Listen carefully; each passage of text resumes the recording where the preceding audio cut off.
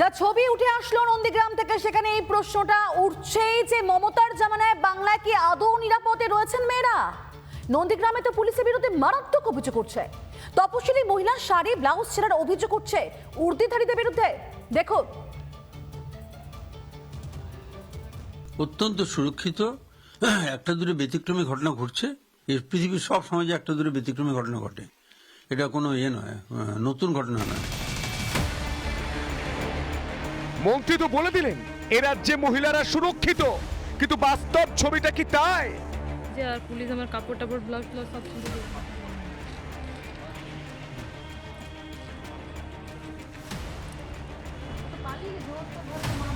শুনলেন, এ তো সরাসরি রক্ষকদের বিরুদ্ধে অভিযোগের তীর। কিন্তু মমতা বন্দ্যোপাধ্যায়ের মন্ত্রিসভার মৎস্যমন্ত্রী বিপ্লব রায়চৌধুরী তো বলছেন অন্য কথা। মমতা বন্দ্যোপাধ্যায় একদম ঠিক কথা বলেছেন, একদম ঠিক কথা বলেছেন। অত্যন্ত সুরক্ষিত, একটা দূরে ব্যতিক্রমী ঘটনা ঘটছে। এই পৃথিবীর সব সমাজে একটা দূরে ব্যতিক্রমী ঘটনা ঘটে, এটা কোনো নয়, নতুন ঘটনা নয়। নারীরা কষ্ট পেলে, মমতা বন্দ্যোপাধ্যায় নিজে একজন মহিলা, তিনি খুবই কষ্ট পান। এই মন্ত্রী অবশ্য কিছুদিন আগে স্লিপ অফ টাং করে ফেলেছিলেন। মুখ ফসকে নাকি বিবেকের তাড়নায় তা জানি না, কিন্তু রাজ্যের প্রকৃত চিত্রটা তুলে ধরেছিলেন বিপ্লব বাবু।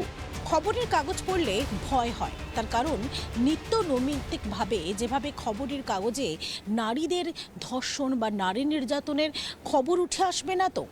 রামনগরে, পূর্ব মেদিনীপুরের রামনগরে একটি অনুষ্ঠানে গিয়ে এমনই মন্তব্য করেছেন তৃণমূলেরই মন্ত্রী বিপ্লব রায়চৌধুরী। খবরের কাগজ পড়লে ভয় হয়, আজকে বোধহয় আবার কোনো মেয়ের উপর অত্যাচার হয়েছে, তার খবর হয়তো বেরোবে, তার জন্য আমাদের লজ্জা হয়।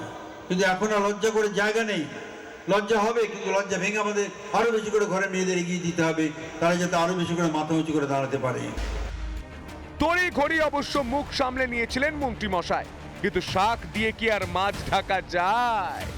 রাজ্যে তপশিলি মহিলাকে পুলিশি হেনস্থার অভিযোগ নিয়ে রাজ্য মন্ত্রিসভার বাকি সদস্যরাও অবশ্য কুলু পেটেছেন মুখে। I have requested you, na? Why are you?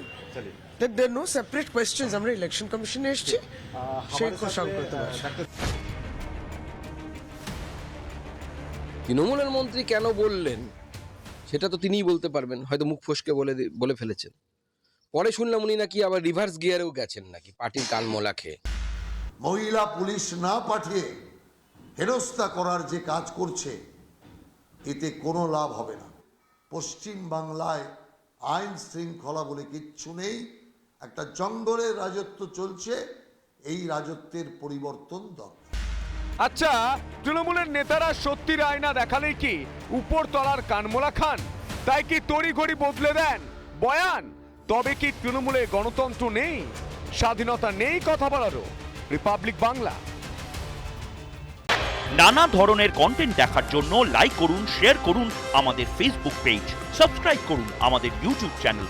পাশাপাশি অন্যান্য ব্রেকিং নিউজের জন্য অবশ্যই চোখ রাখুন রিপাবলিক বাংলায়।